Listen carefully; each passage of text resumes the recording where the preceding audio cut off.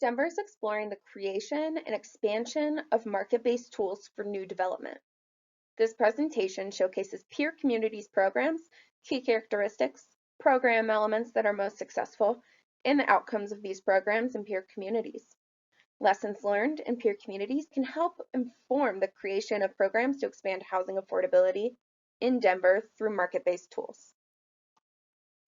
This presentation is part of the Expanding Housing Affordability project in Denver. The purpose of the project is to establish market-based programs for new development that complement existing tools and resources, enabling the city to address housing needs for low to moderate income households in every neighborhood. You can find more about that project and other video presentations on affordable housing, market-based tools, and Denver's housing market at the project website, which can be found at www.denvergov.org. Peer cities were selected based on their presence in a major metropolitan area, high housing costs and/or escalation, presence of an inclusionary housing program, affordable housing zoning incentive program, or a blended program, and finally, the longevity of the program to measure outcomes. The selected peer cities range from coast to coast in the U.S. and include the newly developed inclusionary housing program in Toronto. Each community presented in this research operate within their respective state laws on affordable housing programs. Some states require jurisdictions to adopt affordable housing policies and/or programs, while other states, like Colorado, limit or prohibit affordable housing policies. Finally, some states remain neutral on the issue of affordable housing. Despite the different parameters each of the following programs operate within, they each are tailored to their local markets and have similar key characteristics. Key characteristics of inclusionary housing programs include established priorities to either encourage payment, performance, or both, the geographic application of the program, which is typically the entire jurisdiction or within select districts, depending on state laws, whether or not the program is mandatory or voluntary, affordability requirements, including AMI levels, percent of units, affordability terms, and alternative compliance options vary widely program to program. And finally, incentives are key in voluntary inclusionary housing programs and can play a role in reaching deeper levels of affordability in mandatory programs. We are now going to walk through some of the key characteristics in action in peer communities, starting with payment or performance. Seattle, Washington has offered density bonus incentives for affordable housing since the 1970s, most recently updating their program to ensure growth brings affordability. In 2017 and 2019, the program was updated to expand the geographic application to all but single-family only zones. AMI levels served by the program range from 40% AMI to 80% AMI, and the affordability period is 75 years. So far, most projects are choosing to make the payment, but the program is designed to encourage both payment and performance. Housing staff prefer payment because it allows them to leverage funds and invest in the greatest needs in the community. The in-lieu fee is charged per square foot and is tailored to low, medium, and high-cost areas of the city.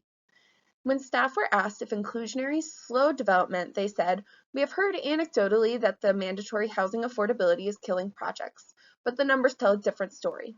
From 2017 to 2019, 40 MHA units were approved. In 2020 alone, more than 200 MHA units were approved." On the other end of the spectrum, Fairfax County, Virginia adopted their current IZ ordinance in 1990, and it became known as the Affordable Dwelling Unit Program, or ADU program. The ADU program was established to serve households earning less than 70% of the AMI and required ADUs depending on the type of units. In return, the county provided a density bonus to developers. As of 2018, the ADU program has produced 2,791 total units to households earning 70% of AMI or below. Fairfax County does not offer any alternative compliance options to the ADU requirement. Next, we are looking at the geographic areas that inclusionary requirements apply. This is largely dependent on state law. However, most successful programs apply to the entire jurisdiction rather than small areas. Some jurisdictions, such as Boulder and Longmont, apply regulations to the entire jurisdiction with no geographic calibration or variation. Boston, on the other hand, applies the regulation throughout the jurisdiction, but requirements are tailored to local market areas.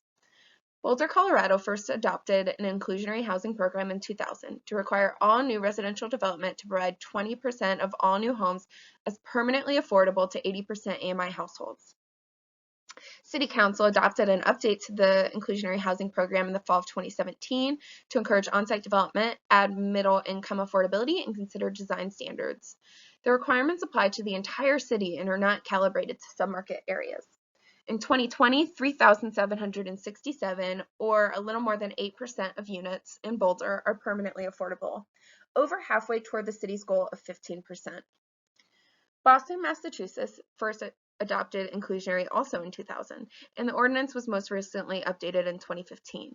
The most substantial change in 2015 was the introduction of geographic zones based on market conditions, in this case, median sale prices.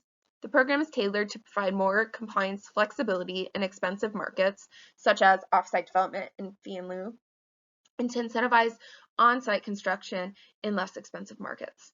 Overall, the affordability requirement citywide is 13% of units at 70% AMI for renters and 80 to 100% AMI for owners. From the program implementation in 2000 to 2018, developers have constructed 2,599 income-restricted units, and fee in lieu funds have created 1,414 income-restricted units.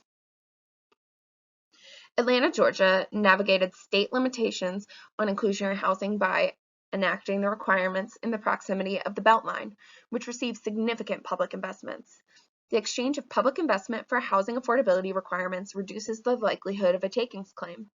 The inclusionary housing ordinance passed in January 2018, requiring all new multifamily rental developments with at least 10 units located in specified overlay districts to provide 15% of units at or below 80% AMI, or 10% of units below 60% AMI, or to pay a fee in lieu. The fee in lieu in Atlanta is tailored to the land costs in each market area. The inclusionary housing policy went into effect in January of 2018. Since that time, 2,369 total rental units have been constructed or approved in the Beltline overlay. Out of all of the rental units constructed during this time, 31% are affordable, well above the required 10 to 15% requirement. To date, no developer has opted to pay the fee in lieu. Another program characteristic that is largely dependent on state law is whether compliance is mandatory or voluntary. Generally, mandatory programs are more effective at producing units. However, they must be flexible and calibrated to local market conditions to avoid stunting growth, which we will talk about in a few slides. Longmont, Colorado's program was adopted in the fall of 2018 and requires 12% of new units to be affordable to households at or below 80% AMI for ownership and 60% for renters. Longmont provides both flexible compliance options and intuitive incentives that allow the city to ask for deep levels of affordability. Flexible compliance looks like on-site units, in lieu fees, off-site units, land dedication, or a combination of any of those. Intuitive incentives look like expedited development review, height or density bonuses, fee waivers, and/or water and sewer subsidies. Although many current developments were approved prior to the inclusionary housing ordinance, 20 projects have been subject to the affordability requirements. Of the 20 projects, 9 will provide affordable housing on site, 5 have opted to pay the fee in lieu, and 8 are undecided. Fairfax County, Virginia, utilizes both mandatory and voluntary programs. Their mandatory program achieves deeper levels of affordability at 70% AMI or below, while the voluntary program is complementary and serves households earning 80, 100, and 120% of AMI. As of 2018, the ADU program has produced 2,791 total units to households earning less than 70% AMI. Meanwhile, the workforce housing program has produced a total of 1,199 units. Inclusionary housing can be leveraged to reach different levels of affordability and work in tandem to achieve overall housing goals. Austin, Texas has had density bonuses in place since 2004. Texas state law prohibits mandatory inclusionary zoning. As such, Austin has implemented incentive-based programs which have evolved over time. The newest, called Affordability Unlocked, applies to developments where more than 50% of units are affordable and offers height and density bonuses, parking and compatibility waivers, and reductions in minimum lot size. The city has 10 density bonus programs. The programs differ greatly by incentives, community benefit requirements, fee and lieu options, and outcomes. Most programs require an affordability commitment of 10% of all units. Incentives offered include fast-track approval, city funding, extensive modifications of development regulations such as density bonuses, and parking reductions. Between the 10 different incentive programs, 24,533 total affordable units have been constructed in Austin. The majority of units are in the 50 to 80% income range. When it comes to the program affordability requirements, it really is a balancing act. Each peer community has its own set of unique requirements for AMI levels, percent of units, longevity of affordability, and alternative compliance options. There is no magic number that is suitable for every market. So, if that is the case, how do communities determine what their affordability requirements should be? It is a balancing act between what are the needs of the community, what are the adopted plan priorities, and what is economically feasible. Similarly, the effectiveness of incentives is highly dependent on local market conditions, existing policies, and local preferences.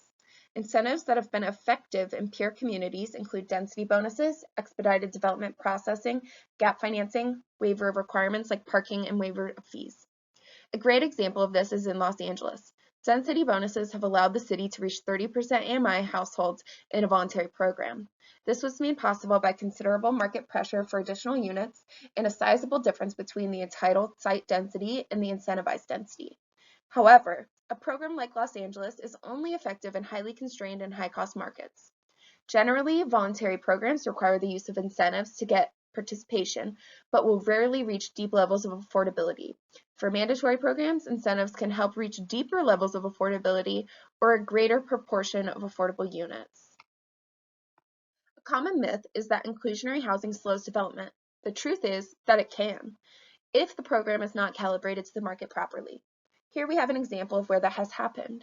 Santa Fe's old inclusionary ordinance made it difficult for developers to construct rental housing because they did not offer an alternative compliance option.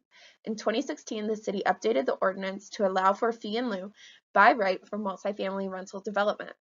The fee in lieu regulation encouraged new development, with 2,000 units approved since 2016 and roughly 1,000 currently under construction or awaiting permitting. In other communities, the most common trend we see when inclusionary housing is implemented is an increase in permits right before implementation, a decrease the following year, then a return to normalcy. This is true for Atlanta, Boston, Los Angeles, Seattle, San Jose, and others. The answer to the question, does inclusionary housing slow development, is that it can if the ordinance is not properly calibrated to market conditions, but it doesn't have to. Based on the peer community research, there are some assumptions we can make about how to achieve desired outcomes. For example, if your main goal is to produce units, the program should be mandatory and the affordability period should be adequate to maintain an inventory of affordable units for years to come. If your aim is to produce revenue to partner with nonprofit developers to leverage and construct affordable housing, a fee in lieu option should be provided, low enough to encourage payment, yet high enough to generate revenue. If your main concern is geographic distribution of units and mixed income housing, the program should be structured to encourage performance, meaning that the affordable units are mixed into the market rate development and any off-site units should be constructed within the same area. If you want to reach deep levels of affordability, provide value-added incentives such as increased density and fee reductions, make the program mandatory, and allow for income blends within a project. Finally, programs have been most successful when the requirements are mandatory, they apply citywide, demand for housing is high, in lieu fees and alternative compliance reflect the cost of constructing on site, regulations are calibrated to the local markets, and incentives are offered. To learn more about the details of these peer cities programs and outcomes, consider reading the complete background report found on the project website. Thank you.